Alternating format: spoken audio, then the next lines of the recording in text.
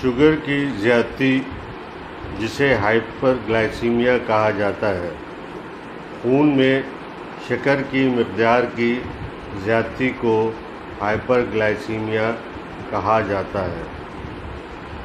اس audio میں عوام کی آگاہی اور آپ کی دلچسپی کے لیے ہم یہ بتائیں گے کہ ہائپر گلائسیمیا کیسے ہوتی ہے اور اس میں کیا ہوتا ہے۔ ہائپر گلائسیمیا ہونے کی صورت میں فوراً مریض کو ہسپتال لے کے جانا چاہیے۔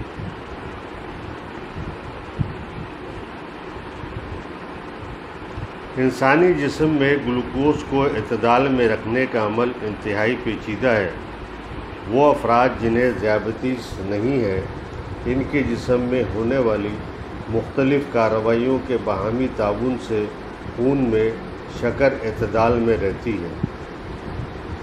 انسانی جسم باقاعدگی سے مستقلاً غذا کے ذریعے سے حاصل ہونے والی گلوکوز اور جگر سے گلوکوز کے اخراج کو جسم اور پٹھوں کے ٹشو کو گلوکوز کی وصولیابی کے ذریعے توازن میں رکھتا ہے۔ جب خون میں شکر کی مقدار بہت زیادہ ہو جائے تو جگر اس زائد گلوکوز کو گلائکوجن کی صورت میں ذخیرہ کر لیتا ہے، اور جب انسانی جسم کو بعض مواقع مثلاً لمبے عرصے تک فاقہ میں رہنا یا بہت ہی محنت طلب کام کے وقت توانائی کی اضافی مقدار کی ضرورت ہوتی ہے، تو اسی ذخیرے سے گلوکوز کی حالت میں توانائی خون میں شامل ہو کر ٹشو اور پٹھوں تک پہنچتی ہے۔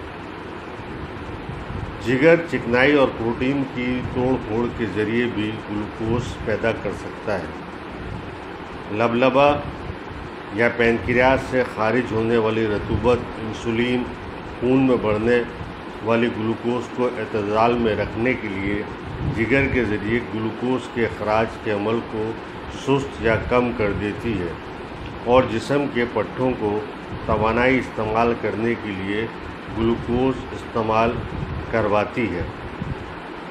اگر خون میں شکر کی شدید قلت ہو جائے تو انسولین کے خلاف کام کرنے والی دوسری رطوبتوں کا اخراج بڑھ جاتا ہے، اور اس طرح خون میں گلوکوز کی مقدار بڑھ جاتی ہے۔ ان رطوبتوں میں گلوکاگون، ایپینیفرین، گروتھ ہارمون اور کارٹیسول شامل ہیں۔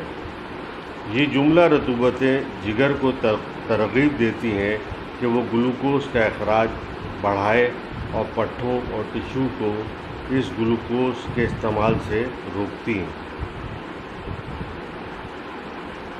تیزابی غشی یا ڈائبیٹک کیٹو ایسیڈوسس۔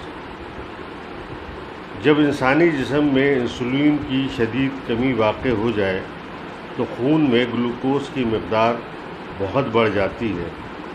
انسولین کی عدم موجودگی میں جگر سے گلوکوز کا اخراج شروع ہو جاتا ہے، اور انسانی جسم کے پٹھے اور چکنائی کے خلیے گلوکوز کو جذب کرنے کی صلاحیت سے محروم ہو جاتے ہیں۔ اس طرح خلیے فاقے کا شکار ہو جاتے ہیں۔